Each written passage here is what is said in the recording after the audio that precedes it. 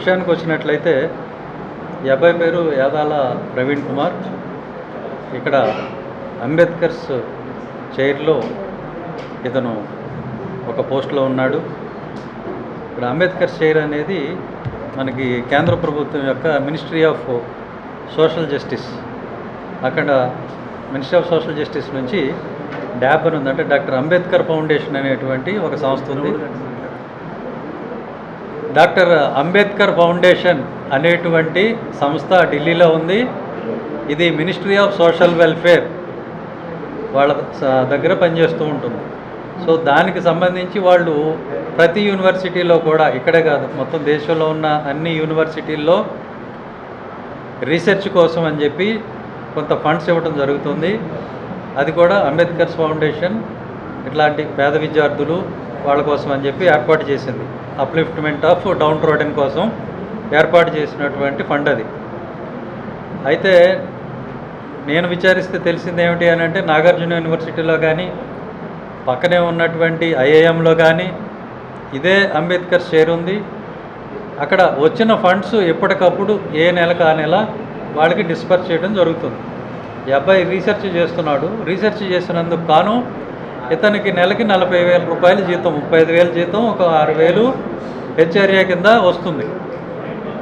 ఇది ప్రతి చోట కూడా వస్తుంది.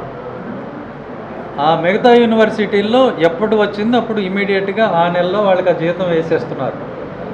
ఇక్కడికి వచ్చేసరికి మన ఆంధ్ర యూనివర్సిటీలో ఏం జరిగింది అని అంటే, ఈ యాదాల ప్రవీణ్ అనే అబ్బాయికి జీతం ఉద్దేశపూర్వకంగానే ఇవ్వకుండా ఆఫ్ చేశారు. మీకు ఉదాహరణకి ఇప్పుడు నా దగ్గర ఈ పేపర్స్ ఉన్నాయి. ఇవి కనుక మనం చూసుకున్నట్లయితే 26/5/2025 అంటే మే నెలలో 25లో వీళ్ళకి ఫండ్ వచ్చింది. వీళ్ళకి డిస్పర్స్ చేయమని చెప్పి మంత్లీ శాలరీస్. సో మే నెలాఖరులో వచ్చింది. ఈ క్లరికల్ డిలేస్ అవి ఉంటాయి. ఒక వారం రోజులో 10 రోజుల్లో తీసుకొని పోయిన జూన్లో ఇచ్చేసి ఉండొచ్చు, ఎందుకంటే అమౌంట్ పడింది. కానీ 4 మాసాలు తీసుకున్నారు, 4 నెలలు తీసుకున్నారు. ఇతనికి తనకు వచ్చిన జీతం, కేంద్రం నుంచి వచ్చిన జీతం బ్యాంకులో పడింది. ఈ అబ్బాయికి చేరడానికి 4 నెలలు పట్టింది. ఎందుకు పట్టింది? దానికి సమాధానం లేదు. ఈ 4 నెలలు ఆపేశారు. ఇప్పుడు మీరు పని చేస్తున్నారు, మీకు నెల తిరిగేసరికి జీతం పడకపోతే ఎంత ఇబ్బందో మీకు కూడా తెలుసు. అట్లాంటిది ఈ అబ్బాయికి రావాల్సిన జీతం కేంద్రం నుంచి వచ్చి ఇక్కడ బ్యాంకులో పడిన తర్వాత కూడా 4 మాసాలు ఎందుకు ఆపారు? ఇంకొక ఇబ్బంది ఏంటంటే, అక్కడ నుంచి వచ్చిన అమౌంట్ యూటిలైజేషన్ సర్టిఫికేట్ కనుక ఇవ్వకపోతే, వీళ్ళకి జీతాలు ఇచ్చాము వాడామని ఇవ్వకపోతే నెక్స్ట్ గ్రాంట్ రాదు. వీళ్ళు 4 నెలలు డిలే చేయటం వల్ల ఆ నెక్స్ట్ గ్రాంట్ అనేది రాల. సో 4 నెలల తర్వాత వీళ్ళు 9వ మాసంలో అక్టోబర్లో వీళ్ళకి ఆ జీతాలన్నీ కూడా ఇచ్చారు. ఇచ్చి యూటిలైజేషన్ సర్టిఫికేట్ పంపిన వారంలో మళ్ళీ వెంటనే రాబోయే పీరియడ్ అంతటికీ కూడా మళ్ళీ శాలరీస్ పడినాయి. సరే ఈసారన్నా వెంటనే ఇచ్చారా అంటే లేదు. 10వ నెలలో వీళ్ళకి ఇస్తే, అక్టోబర్లో కనుక వీళ్ళకి పేమెంట్ ఇస్తే, యూటిలైజేషన్ సర్టిఫికేట్ పంపిస్తే వచ్చినటువంటి అమౌంట్ని మళ్ళీ 2026 మార్చి నెల వరకు వీళ్ళకి జీతాలు ఇవ్వాలి. అంటే 5 నెలలు, మరొక 5 నెలలు. ఈ 5 నెలల్లో కూడా వీళ్ళ తాలూకు జీతం కేంద్రం నుంచి వచ్చింది, బ్యాంకులో అలానే ఉంది. ఎందుకు ఇవ్వలేదు? ఇక్కడ 4 నెలలు డిలే, ఇక్కడ ఒక 5 నెలలు డిలే, అంటే 9 నెలలు డిలే. అంటే ఈ 9 మాసాలు వీళ్ళు ఎలా బతకాలి జీతం లేకుండా? ఏ ఉద్దేశంతో ఇవ్వలేదు? మీకు వచ్చిన ఇబ్బంది ఏంటి? ఇది కేవలం ఉద్దేశపూర్వకంగా కావాలని దళితులను హెరాస్ చేయటం, వేధించడం తప్పితే మరొకటి ఏమీ కాదు. వేరే కారణం ఏమీ కూడా కనపడటం లేదు. తర్వాత వచ్చిన అమౌంట్ కూడా మరొక 6 నెలలు.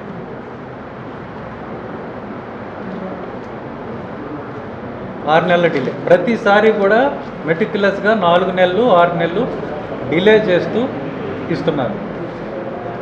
ఇది యూనివర్సిటీ డబ్బు కాదు, ఇది కేంద్ర ప్రభుత్వం డబ్బు, డాక్టర్ అంబేద్కర్ ఫౌండేషన్ డబ్బు.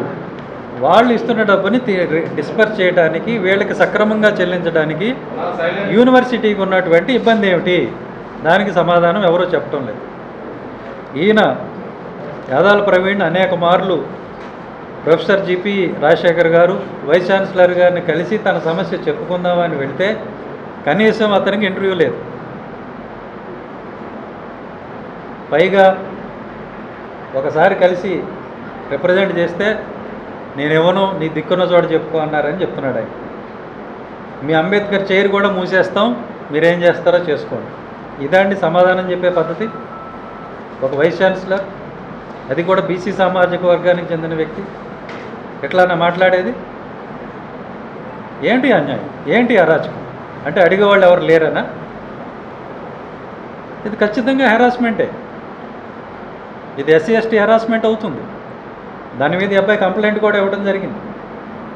నేను కమిషనర్ గారితో మాట్లాడాను, ఈ విషయం మీ దృష్టికి వచ్చిందంటే నా దృష్టికి రాలేదన్నారు ఆయన. జనరల్గా ఎస్సీ కమిషన్కి ఈయన పిటిషన్ కూడా పెట్టుకున్నాడు. ఆ పిటిషన్ డీజీ గారికి, మన సిఎస్ గారికి అందరికీ సర్క్యులేట్ అవుతుంది. అక్కడి నుంచి యూనిట్ ఆఫీసర్ కలెక్టర్ గారికి, ఎస్పీ గారికి, కమిషనర్ గారికి వస్తుంది. మరి ఎందుకు రాలేదు నాకు తెలియదు. బట్ ఈ అబ్బాయి పోయి కంప్లైంట్ ఇవ్వడం కూడా జరిగింది. ఇచ్చావు కదమ్మా? ఏం యాక్షన్ తీసుకుంటారో చూడాలి. మొన్ననే ఇచ్చాడు కంప్లైంట్. సో కేసు రిజిస్టర్ చేసి మరి ఏం చర్యలు తీసుకుంటారో, ఎందుకంటే ఎవిడెన్స్ క్లియర్గా కనపడుతుంది. దీని మీద స్పష్టమైన ఎంక్వైరీ చేసి చర్యలు తీసుకోవాలి. అలాగే ఈయన అడారి సంతోష్ అని ఒక విజిలెన్స్ ఆఫీసర్ ఉన్నారట ఇక్కడ ఈ యూనివర్సిటీలో. ఆయన చేసే పనులు కూడా చాలా వివాదాస్పదంగా ఉన్నాయి. నాకు వచ్చినటువంటి పిటిషన్ ఏంటంటే, మన విద్యార్థులు చెప్తున్నది, ఎస్సీ ఎస్టీ విద్యార్థుల్ని, ముఖ్యంగా మహిళా విద్యార్థుల్ని పిలిపించి ఎంక్వైరీ పేరుతో రాత్రి 9:30, 10 గంటల వరకు ఉంచుతున్నాడు ఈయన తన ఆఫీసులో. అడారి సంతోష్ అనేది ప్రధానమైన ఆరోపణ. నేను ఒకటే చెప్తున్నా, ఆనరబుల్ సుప్రీంకోర్టు ఇచ్చినటువంటి గైడ్లైన్స్ ఉన్న ఈవెన్ పోలీసులకి ఏదైనా క్రిమినల్ కేసు వచ్చినా సరే మహిళలకి వ్యతిరేకంగా మహిళల మీద విచారణ చేయాల్సి ఉంటే ఈవెన్ పోలీసులైనా సరే సూర్యోదయం తర్వాత సూర్యాస్తమయం లోపు విచారణ పూర్తి చేయాలి. అది కూడా మహిళా అధికారి సమక్షంలో. ఎట్లా పడితే అట్లా మహిళలను పిలవటం, రాత్రిపూట ఉంచడం అది మీ రైట్ కాదు, అది నేరం. నేను చెల్లెమ్మలందరికీ చెప్తున్నా, మీరు ఆయన మీద కంప్లైంట్ ఇవ్వండి, ఖచ్చితంగా ఇది క్రిమినల్ కేసు అవుతుంది, ఆయన జైలుకి పోతాడు. నేను మళ్ళీ చెప్తున్నా, మరొకసారి ఇలాంటిది మా దృష్టికి వచ్చిందంటే మిస్టర్ సంతోష్, పరిణామాలు చాలా తీవ్రంగా ఉంటాయి. ఇంకొకసారి ఆడపిల్లల్ని సూర్యాస్తమైన తర్వాత మీరు ఆఫీసుకి పిలిచినా, డిటైన్ చేసినా ప్రత్యక్ష చర్య ఉంటుంది. Be careful. ఎవరికి ఏ ప్రాబ్లం వచ్చినా సరే, ఇక్కడ మన మోహన్ బాబు ఉన్నారు, ఎయిమ్ విద్యార్థి విభాగం, సోషాలజీ డిపార్ట్మెంట్ స్కాలర్, ఆయనతో చెప్పుకోండి. ఏదన్నా ప్రాబ్లం వచ్చి ఎవరైనా మిమ్మల్ని ఈవినింగ్ పూట సూర్యాస్తమైన తర్వాత 5 గంటల తర్వాత కనుక ఆఫీస్కి పిలిచినా, ఆఫీసులో ఉంచమన్నా ఆడపిల్లల్ని వెనక్కి ఫోన్ చేయండి, ఇమ్మీడియట్గా వస్తాడు. ఏం యాక్షన్ తీసుకోవాలో తీసుకుంటాం. ఏం యాక్షనో మీకు తీసుకున్నాక తెలుస్తుంది. ఇప్పుడు ఏం చెప్పండి, మామూలుగా అయితే ఉండదు, అందరూ గుర్తుపెట్టుకునేలానే ఉంటుంది.